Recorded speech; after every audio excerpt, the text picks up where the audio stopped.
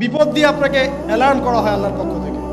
আপনি চলতে পথে হোঁচট খান, আল্লাহ আপনাকে অ্যালার্ম দেন, ফিরে আসো। চলছেন বিপথে, আল্লাহ পাকে অ্যালার্ম দেন, ফিরে আসো। আল্লাহ পাকের পক্ষ থেকে কিন্তু এগুলো আসে। আল্লাহ পাক আদম এবং হাওয়া আলাইহিস সালাম এবং আদম সন্তান সবাইকেই সৃষ্টি করেছেন। উদ্দেশ্য হচ্ছে আল্লাহ পাক আমাদেরকে জান্নাত দিতে চান। আল্লাহ পাক চান যে আমরা যেন জান্নাতে যাই। যদি আমরা জান্নাতে যেতে না পারি পরকালে, একটা কারণে যেতে পারবো না, অনলি একটা কারণ, সেটা হলো আমাদের নিজের দোষে। একটা কারণ, যারা জাহান্নামে যাবে মানুষ এবং জিনদের মধ্যে, নিঃসন্দেহে মহাবিশ্বে তারা ছাড়া জাহান্নামে যাওয়ার উপযুক্ত কেউ ছিল না।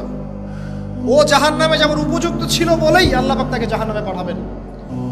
আর যারাই জান্নাতে যাবে প্রত্যেকেই শুধু আমলের বদৌলতে যাবে না, বরং আল্লাহ পাকের রহমতেই যাবে। কেউই তার আমল দিয়ে জান্নাতে যেতে পারবে না। নবী সাল্লাল্লাহু আলাইহি ওয়াসাল্লাম এমন ভাষ্য বলছেন, ইল্লা আনা, আমিও না, ইল্লা বিরহমাতিল্লাহ, আমিও নয়, তবে আল্লাহ পাকের দয়া আমাকে ঘিরে ধরবে, আল্লাহ পাকের রহমত যাদের উপরে বর্ষিত হবে তারাই জান্নাতে যাবে ইনশাআল্লাহ। কে আমল দিয়ে যেতে পারবে। যত আমলই করি বলা যাবে না এই আমলের বদৌলতে জান্নাতে যেতে পারবো। আল্লাহ পাক দয়া না করলে হবে না। আল্লাহ পাক চান যে আদম সন্তান যেন জান্নাতেই যায়। এই কারণেই সৃষ্টি করা, এই কারণেই আপনার ওহীভিত্তিক গ্রন্থগুলো পাঠানো, এই কারণে নবী রাসূল পাঠানো, আলেম ওলামা সৃষ্টি করা, মানুষকে সতর্ক করা, হায়াত দেয়া, বারংবার জীবনে চলতে ফিরতে আপনাকে অ্যালার্ম করা হয়, আল্লাহর পথে ফিরে আসেন, আল্লাহর পথে ফিরে আসেন। অ্যালার্ম করা হয় না? বিপদ দিয়ে আপনাকে অ্যালার্ম করা হয় আল্লাহর পক্ষ থেকে। আপনি চলতে পথে হোঁচট খান, আল্লাহ আপনাকে অ্যালার্ম দেন, ফিরে আসো। চলছেন বিপথে, আল্লাহ পাকে অ্যালার্ম দেন, ফিরে আসো। আল্লাহ পাকের পক্ষ থেকে কিন্তু এগুলো আসে।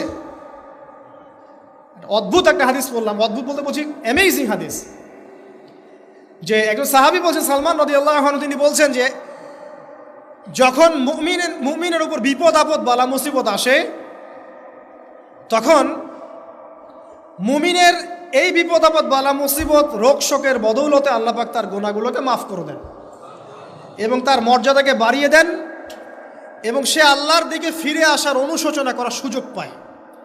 আর যখন কাফের মুশরিক বা ফাসেক মানুষকে এইসব রোগ ব্যাধি বিপদ আপদ বালা মুসিবত ঘিরে ধরে, তার দৃষ্টান্ত সেই উটের ন্যায় যে উটটাকে তার মালিক বেঁধে রেখেছে, এরপর ছেড়ে দিয়েছে। সে উটটা বুঝতেও পারলো না কেন তার মালিক তাকে বেঁধে রাখলো আর কেনই বা তাকে ছেড়ে দিল। কথাটা কি বুঝতে পারছেন? যারা আল্লাহ দ্রোহী, তাদের উপর যখন বিপদ আপদ বালা মুসিবত আসতে থাকে, তারা বুঝে না যে কি জন্য আসলো আর কেন চলে গেল। কিন্তু মুমিন ব্যক্তি যারা মুসলিম, আল্লাহর অনুগত, তাদের বিষয়টা হচ্ছে এমন বিপদ আপদ বালা মুসিবত রোগ ব্যাধি তাদেরকে আল্লাহর দিকে ফিরিয়ে নিয়ে আসবেন। দেখুন, এই যে পৃথিবীতে নামিয়ে দেয়া, এরপর আল্লাহর পক্ষ থেকে ঐশী গ্রন্থগুলো পাঠানো,